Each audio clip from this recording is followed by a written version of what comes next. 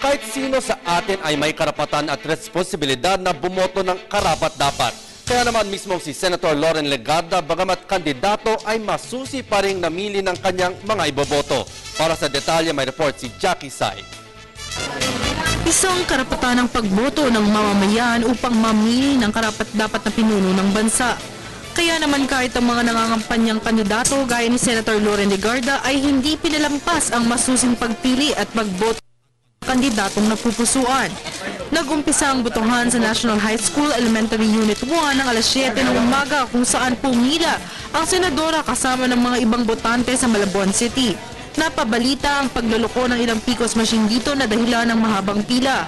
Kaya naman naisalamin ng senadora sa mga gurong nagbabantay ng mga boto ang sinasabing PCOS machine error upang tumulong sa pagre-report nito sa kinauukulan at magawa agad-agad ng paraan na maayos ang nasabing problema.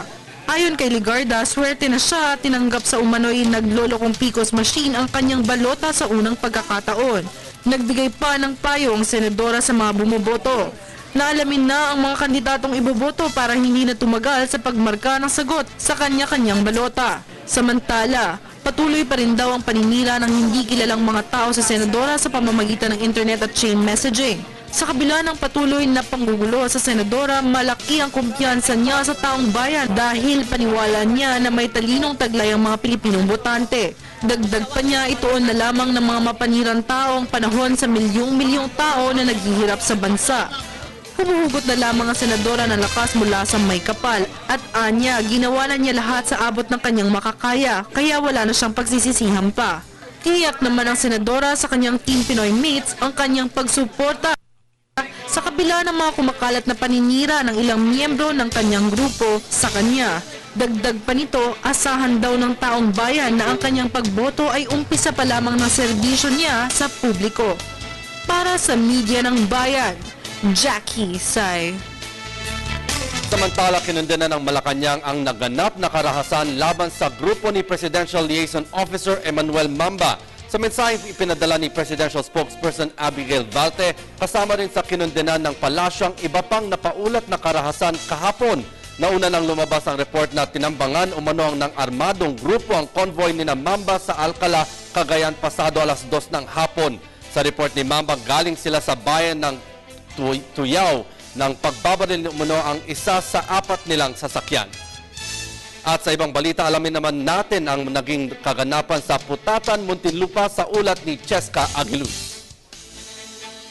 Dito sa makipot na daan patungo sa Putatan Elementary School sa Muntinlupa City ay mapapansin ang pagkahaba-habang pila ng mga botante.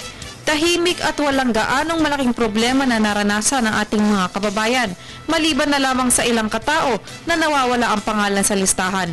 Ang tao, naiinis, napapagod sa kakaikot, tapos biglang wala yung pangalan. Ilang botante rin ang nagreklamo sa sistema ng kanilang lugar. Bagal kasi 5 presinto bali pinagsama-sama sa isang kwarto lang. Yung sistema ng ng pagboto, hindi nung last election maganda.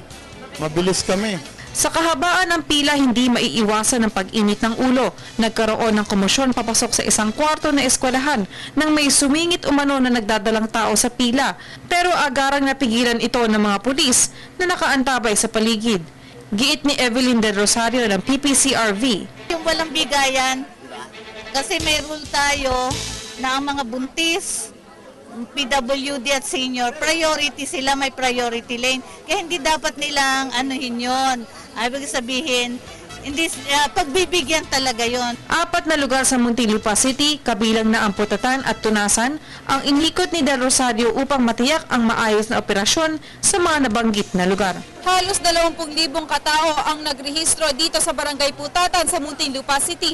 Makikita po natin ngayon na kahit umuulan ay patuloy pa rin ang operasyon dito. Mula sa Putatan Elementary School sa Muntinlupa City, Cheska Aguiluz para sa Media ng Bayan.